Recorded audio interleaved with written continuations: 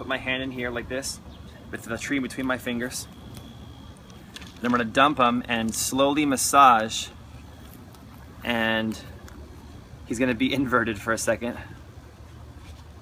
And then I'm gonna see if that soil will hold together. Look at that, and look at the taproot, look at that.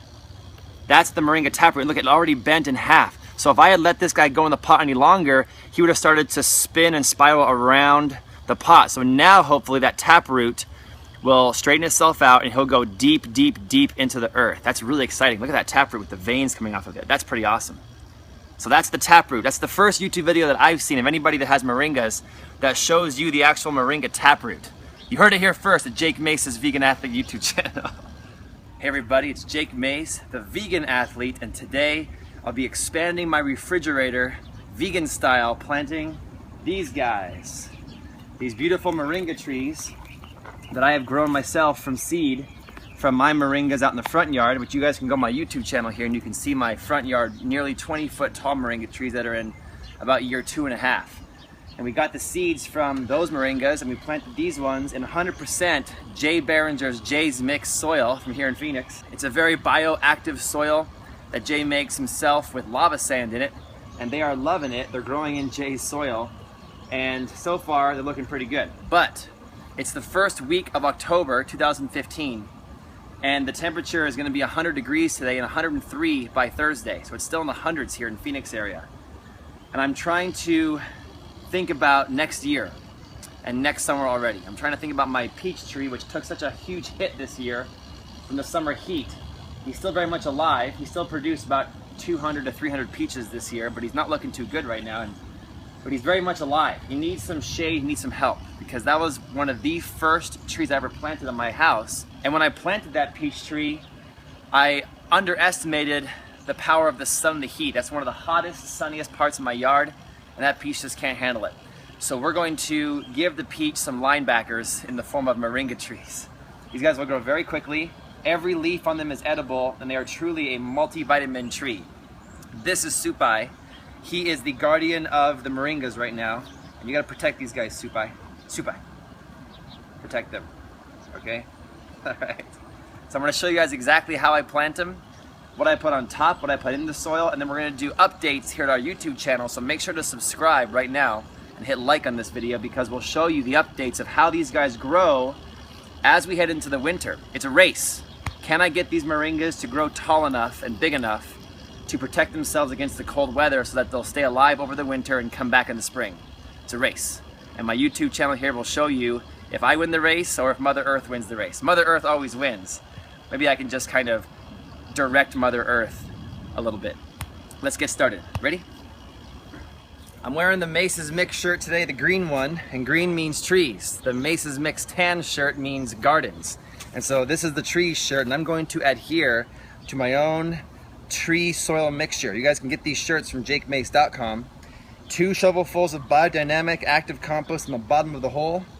20% native soil, 20% composted wood chips, 20% worm castings, 20% lava sand, 20% small lava rock, 1 to 2 shovelfuls of rock dust minerals like the azomite, which is also at jakemace.com, and 5 tablespoons of mycorrhiza.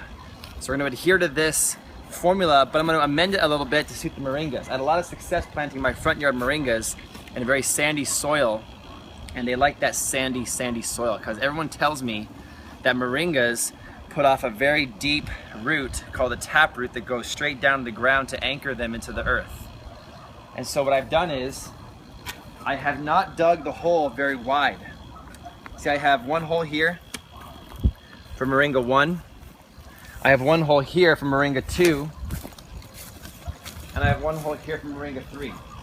So these 3 moringas will seriously be linebackers, and the quarterbacks are the peach, the native black cherry, and the native black walnut. And so we're going to try to give them protection. The moringas will be the protectors in these 3 holes. And so I've dug these holes deep, but not wide, because I want to encourage that taproot to go down deep. And this hole is this deep. So that's the moringa tree. And I'm trying to have another race, and I'm trying to plant these guys in the ground before the taproot hits the bottom of this pot and shocks the overall growth of the tree. I want to encourage this guy never to stop growing, And so I don't want him to stay in the pot all winter because I'm afraid that the taproot will wind itself around the pot. It'll become too pot bound, too root bound, and then I'll have a tree that will be sending signals to the tree saying, don't grow because we're stuck. I don't want that to happen. I want him to grow into the clay all the way down and give him a sandy, nutrient-dense soil that allows him to breathe, to drain, but also have nutrients at the same time. Luckily, yesterday I made a trip over to Moringa Oleifera's tropical fruit trees and got some of the best soil in Phoenix area for trees.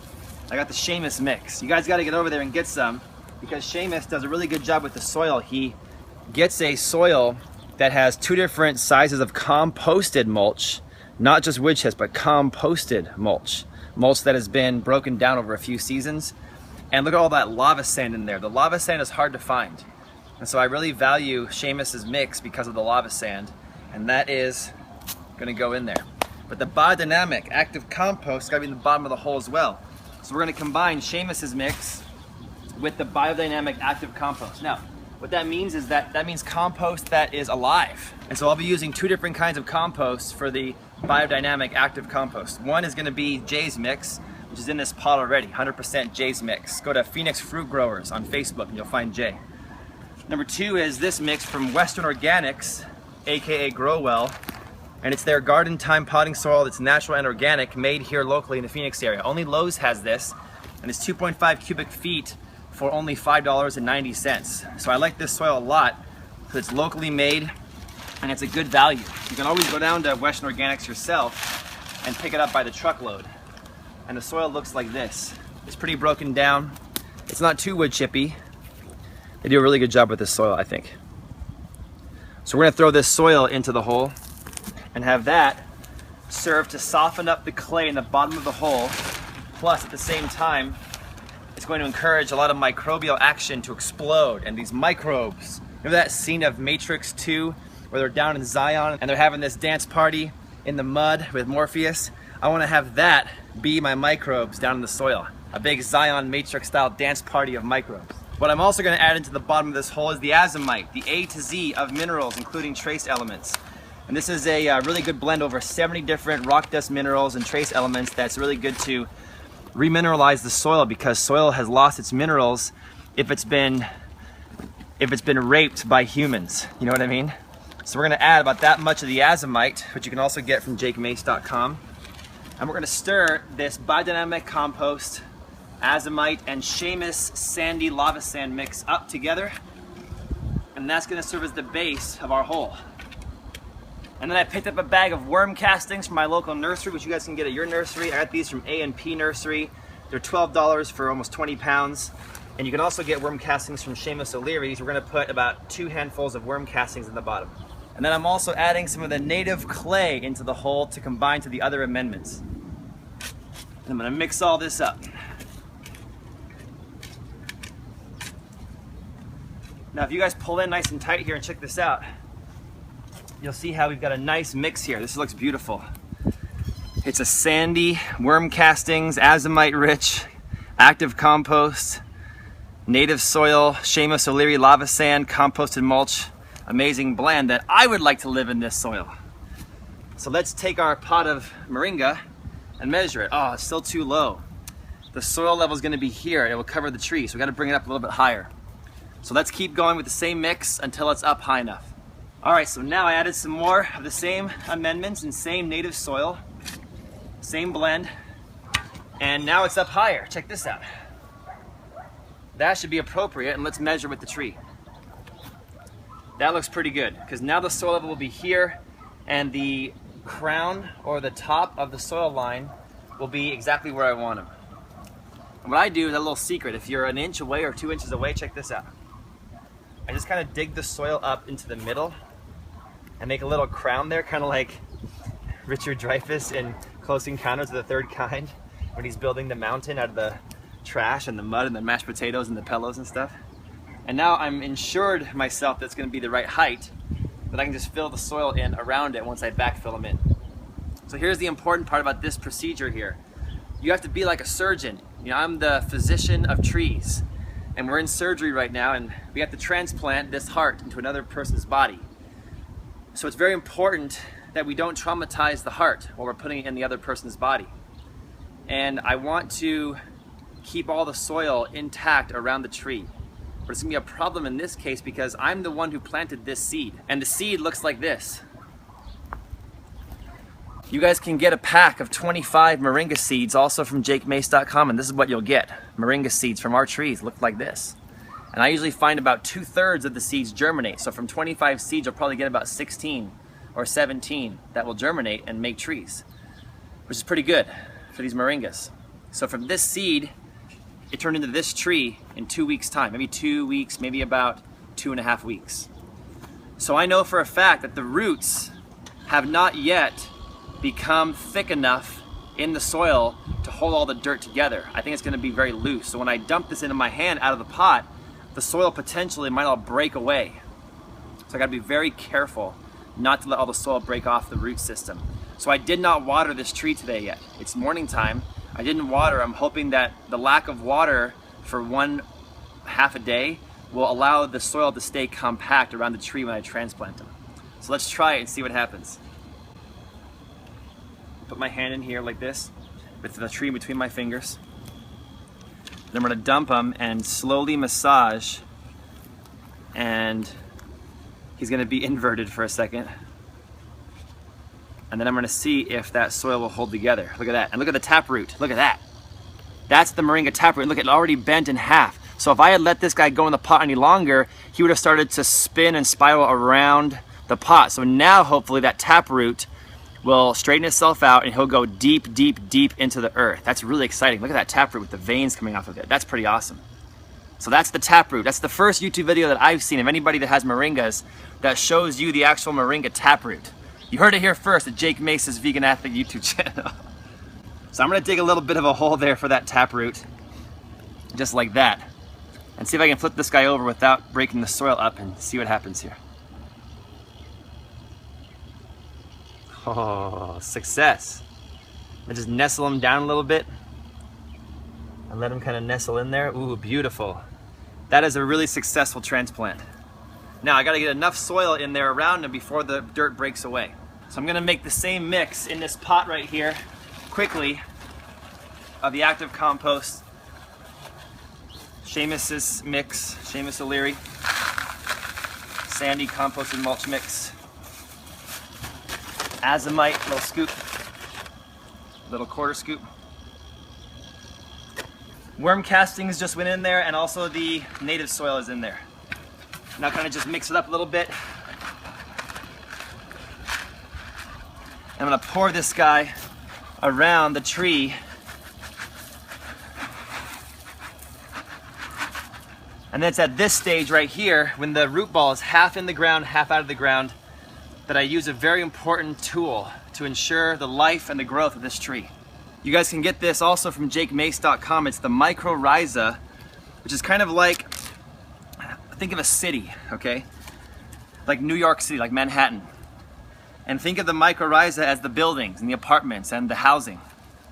And along the buildings and the houses and the housing and the subway, the people travel around, live their lives, connect with each other and connect with Mother Earth. And that's what's gonna happen. This mycorrhiza is going to be like the structure that enables microbes to connect with the roots of the tree and then create a symbiotic relationship between tree roots and microbes in the soil, and allows the tree to suck in nutrients and communicate with everything around them. So we're gonna put a couple pinches, a few tablespoons of the mycorrhiza in the hole to encourage this mycorrhiza to bloom and grow and thrive in the soil. And that will really enable this guy to have a dense city of life under the soil. Okay, so now we have more of our mix here. Gonna go around this guy. Then I kind of just massage and mix it up a little bit so it's well blended. I think if we do one more pot full, we should be up to soil level. That should be looking pretty good. Here's the final pot full.